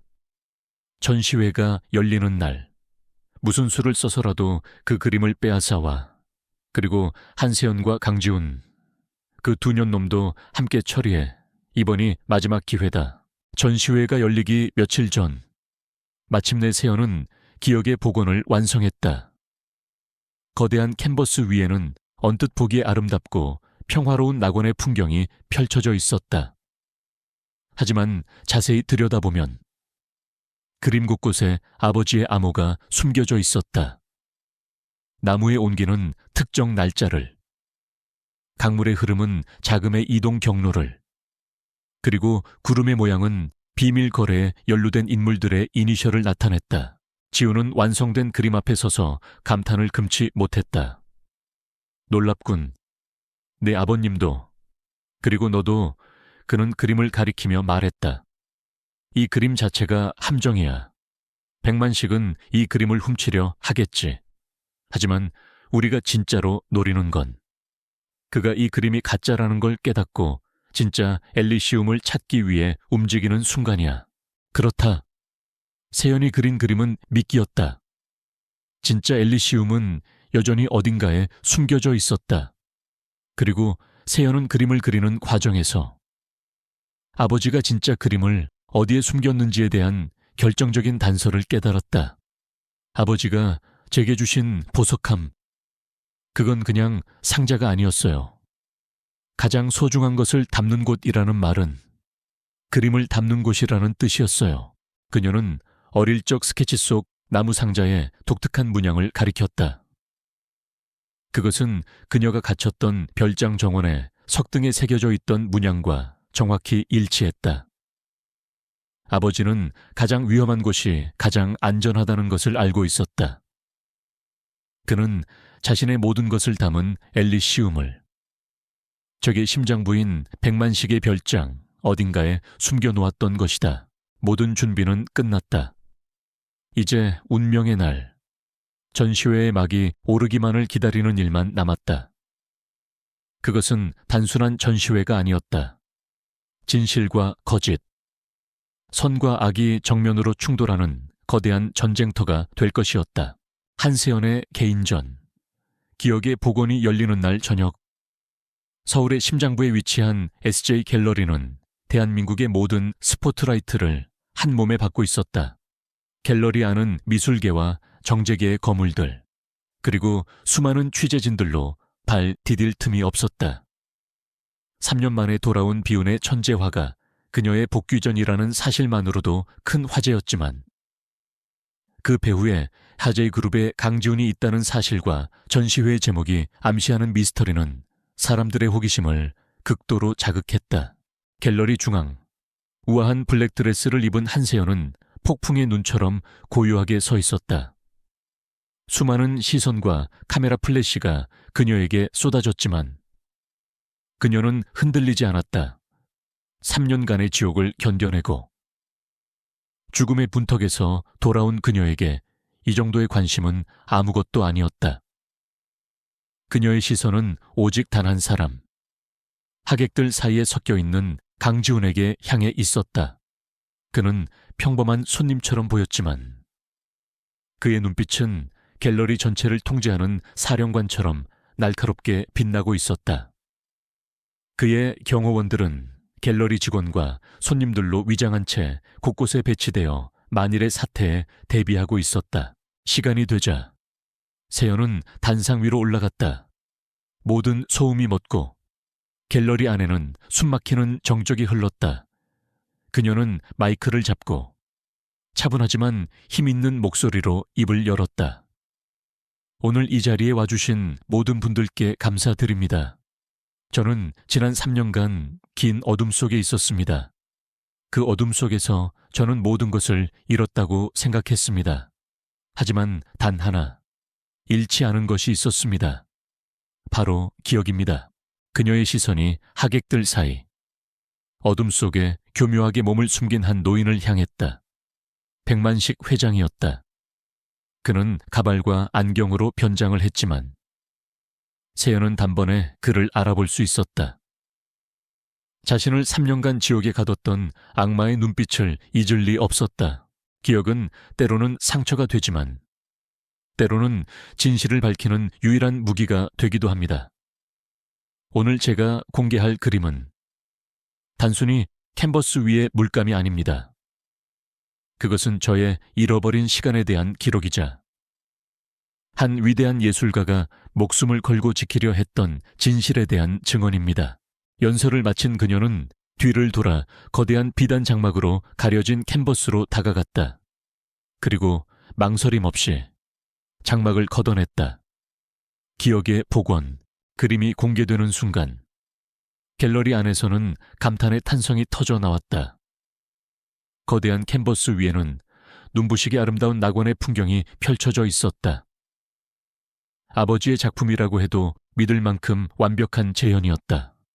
하지만 그것은 시작에 불과했다. 세연의 신호와 함께 지훈이 조용히 손짓했다. 갤러리의 조명이 미세하게 어두워졌고 천장에 숨겨져 있던 여러 대의 빔 프로젝터가 작동하기 시작했다. 빗줄기들이 정확하게 캔버스 위의 그림과 겹쳐졌다. 그러자 놀라운 일이 벌어졌다. 그림 속 나무의 온기 위로 날짜와 장소가 떠올랐다.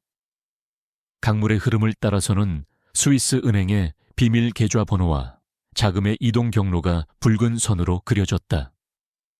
하늘의 구름 속에서는 부패한 정치인과 검사들의 얼굴이 희미하게 나타났다 사라졌다. 그림은 더 이상 풍경화가 아니었다.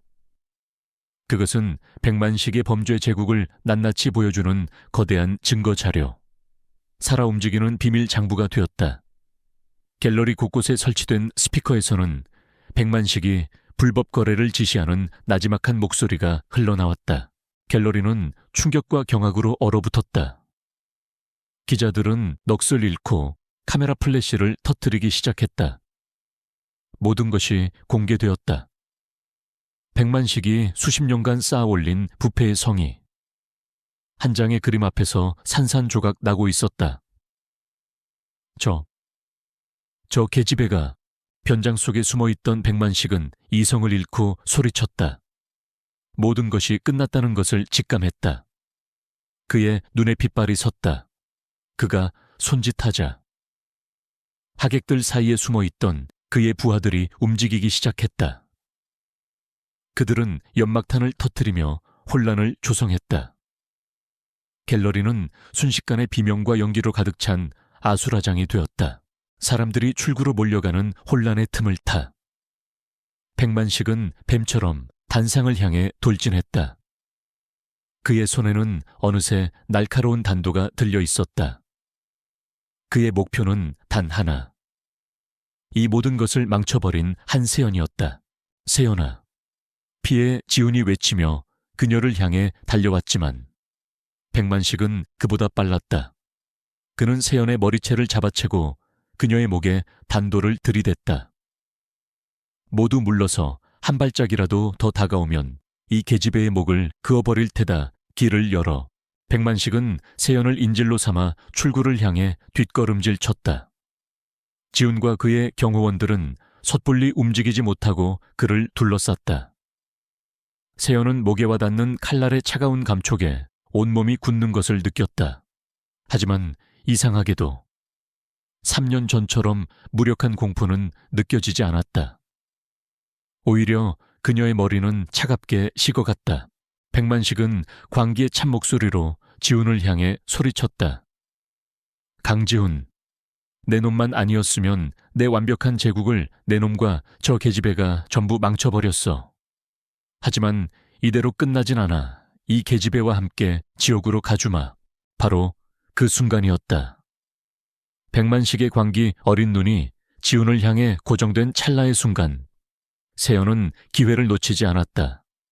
그녀는 하이힐을 신은 발로 그의 정강이를 힘껏 걷어찼다. 악하는 비명과 함께 그의 자세가 순간 무너졌다. 동시에 그녀는 단상 위에 있던 만년필을 집어들어 그의 손등을 사정없이 내리찍었다. 크악! 백만식이 고통으로 단도를 놓치는 순간 지훈이 번개처럼 달려들었다. 그는 백만식의 팔을 꺾어 제압하고 강력한 주먹으로 그의 턱을 가격했다. 백만식의 거구는 힘없이 바닥으로 쓰러졌다. 지훈의 경호원들이 즉시 달려들어 그를 완전히 제압했다. 모든 것은 순식간에 일어났다. 연기가 거치고 갤러리 밖에서 요란한 경찰 사이렌 소리가 들려왔다. 바닥에 쓰러져 발버둥치는 백만식과 그의 부하들, 그리고 그들을 둘러싼 카메라 플래시들. 모든 상황이 종료되었다. 지훈은 다른 모든 것을 뒤로하고 세연에게 달려갔다.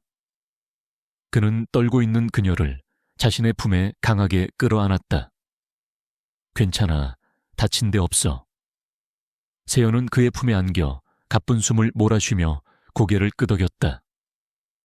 긴장이 풀리자 온몸의 힘이 빠져나가는 것 같았다. 하지만 그녀는 이겼다. 자신의 힘으로. 마침내 악몽을 끝낸 것이다. 경찰들이 들이닥쳐 수갑에 채워진 백만식을 끌고 나갔다. 그는 마지막까지 세연과 지훈을 향해 저주를 퍼부었지만 그의 외침은 텅 빈 갤러리 속에서 공허하게 울릴 뿐이었다. 두 사람은 서로를 부둥켜 안은 채 혼돈이 휩쓸고 지나간 갤러리 중앙에 서 있었다. 그들의 뒤에는 모든 진실을 폭로한 그림, 기억의 복원이 묵묵히 서 있었다. 그것은 핏빛으로 물들었던 한 시대의 종말과 새로운 시대의 시작을 알리는 기념빛처럼 보였다. 길고 길었던 싸움이 마침내 끝나는 순간이었다. 피빛 전시회 사건은 대한민국을 송두리째 뒤흔들었다. 한 편의 영화보다 더 극적인 진실은 연일 언론의 헤드라인을 장식했다. 백만식 회장의 체포를 시작으로 그의 비밀 장부 엘리시움의 이름이 오른 수십 명의 정재계 거물들이 줄줄이 소환되었다. 대한민국 사회의 가장 어두운 치부가 한 화가의 붓끝에서 남김없이 드러난 것이다. 백만식에 버려진 별장 지하. 잊혀진 정원의 석등 아래에서 발견된 진짜 엘리시움은 결정적인 증거가 되었다. 한성진 화백이 목숨을 걸고 남긴 그림은 수십 년간 이어진 거대한 부패의 사슬을 끊어내는 정의의 칼날이 되었다. 백만식은 법정 최고형을 선고받았고 그의 범죄 제국은 역사의 뒤양일로 허무하게 사라졌다. 폭풍이 지나간 후 세상은 천천히 안정을 되찾아갔다. 그리고 그 중심에는 한세연이 있었다. 그녀는 더 이상 비운의 천재 화가나 충격적인 사건의 피해자가 아니었다. 자신의 재능을 무기로 거대한 악에 맞서 싸운 용기 있는 예술가, 시대의 아이콘으로 재탄생했다. 그녀의 전시회, 기억의 복원은 전설이 되었고 그녀의 그림값은 천정부지로 치솟았다. 하지만 그녀는 쏟아지는 스포트라이트와 부와 명예에 흔들리지 않았다. 사건이 마무리된 몇 달 후 그녀는 강지훈의 펜트하우스를 떠나 자신만의 작업실을 마련했다. 한강이 내려다 보이는 햇살이 가득 들어오는 넓은 공간이었다. 그곳에서 그녀는 다시 붓을 들었다. 하지만 이제 그녀의 그림 속에는 더 이상 어둠과 공포, 분노가 없었다. 그녀의 캔버스는 상처를 이겨낸 희망과 어둠을 뚫고 나온 빛, 그리고 새로운 시작의 설렘으로 가득 차기 시작했다. 어느 날 오후, 그녀의 작업실에 강지훈이 찾아왔다. 그는 더 이상 날카로운 경계심으로 무장한 남자가 아니었다. 사랑하는 여인을 바라보는 부드럽고 따뜻한 눈빛을 가진 남자였다. 그는 말없이 그림을 그리고 있는 그녀의 뒷모습을 한참 동안 바라보았다. 캔버스 위에서 펼쳐지는 눈부신 색채의 향연이 마치 그녀의 내면을 보여주는 것 같았다. 방해해서 미안. 그의 목소리에 세연은 붓을 내려놓고 돌아보며 미소 지었다. 괜찮아요. 마침 잠시 쉬려던 참이었어요. 두 사람은 작업실 한편에 마련된 작은 테라스로 나갔다. 따스한 햇살과 시원한 강바람이 두 사람을 감쌌다. 지난 몇 달간의 혼돈이 마치 먼 과거의 일처럼 느껴졌다. 이제 정말 모든 게 끝났네요. 세연이 먼저 입을 열었다. 당신이 없었다면 전 아직도 저 어딘가의 어둠 속에서 헤매고 있었을 거예요.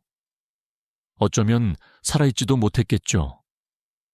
뭐라고 감사를 해야 할지 모르겠어요. 지우는 그녀의 손을 부드럽게 잡았다. 아니, 세연아, 내가 할 말이야. 널 잃어버렸던 3년 동안. 내 세상은 온통 회색빛이었어. 일이 끝나고 집에 돌아와도.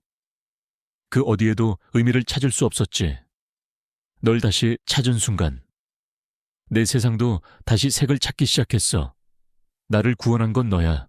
두 사람은 말없이 서로를 바라보았다. 그들의 눈빛 속에는 지난 시간의 모든 아픔과 오해, 그리고 그것을 뛰어넘은 깊은 사랑과 신뢰가 담겨 있었다. 지우는 주머니에서 작은 벨벳 상자를 꺼냈다. 그는 요란한 이벤트도, 화려한 미사여구도 없이 그저 진심을 담아 상자를 열어보였다. 상자 안에는 화려하지 않지만 맑고 깊은 빛을 내는 작은 다이아몬드 반지가 놓여 있었다. 내가 직접 디자인했어. 세상에서 가장 단단한 다이아몬드처럼. 다시는 그 어떤 것에도 흔들리거나 부서지지 않는 사랑을 주고 싶어서. 한세연, 나와 결혼해 주겠어. 이제는 너를 지키는 감시자가 아니라 평생을 함께할 동반자가 되고 싶어. 세연의 눈에 조용히 눈물이 고였다. 과거의 상처로 얼룩진 결혼식이 아닌 진정한 사랑과 믿음으로 시작하는 새로운 약속이었다. 그녀는 천천히 고개를 끄덕였다. 네, 그럴게요. 그녀의 대답에 지우는 세상 모든 것을 가진 사람처럼 환하게 미소 지으며 그녀의 손가락에 반지를 끼워주었다. 그리고 그녀를 부드럽게 끌어안고 입을 맞췄다. 한강의 윤술 위로. 두 사람의 행복한 미래가 찬란하게 빛나고 있었다. 1년 후 한세연은 대한민국을 대표하는 현대 미술작가로 우뚝 섰다. 그녀는 아버지의 이름을 딴 한성진 미술재단을 설립하여 재능은 있지만 환경이 어려운 젊은 작가들을 후원하는 일에 앞장섰다. 아버지처럼 재능을 꽃피우지 못하고 쓰러져가는 예술가가 더 이상 나오지 않기를 바라는 마음에서였다. 강지호는 여전히 SJ그룹을 이끄는 냉철한 총수였지만 이제 그의 얼굴에서는 과거의 냉혹함을 찾아볼 수 없었다. 그는 아내의 가장 든든한 후원자이자 세상에서 가장 다정한 남편이 되었다. 주말이면 두 사람은 앞치마를 두르고 함께 요리를 하거나 작은 텃밭을 가꾸며 평범한 행복을 만끽했다. 어느 화창한 봄날, 세연은 자신의 작업실, 거대한 새 캔버스 앞에 서 있었다. 지난 모든 과거는 이제 그녀의 예술 세계를 이루는 깊은 자양분이 되었다. 그녀는 더 이상 과거에 얽매이지 않았다. 문이 열리고 지훈이 커피 2잔을 들고 들어왔다. 그는 그녀의 뒤에 서서 다정하게 어깨를 감싸 안았다. 이번엔 뭘 그릴 거야? 그의 질문에 세연은 캔버스를 바라보며 미소 지었다. 그냥 세상에서 가장 행복한 그림을 그리고 싶어요. 그녀는 팔레트 위에서 가장 밝고 따뜻한 색들을 집어들었다. 그녀의 앞에는 두 사람의 사랑과 희망으로 채워나갈 무한한 미래가 새하얀 캔버스처럼 펼쳐져 있었다. 그녀는 지훈을 돌아보며 행복하게 웃었고 다시 캔버스를 향해 첫 붓을 내디뎠다. 폭풍우가 핥히고 간 상처는 아물어 새살이 돋았고 길고 어두웠던 밤이 지나 마침내 눈부신 아침이 밝아오고 있었다.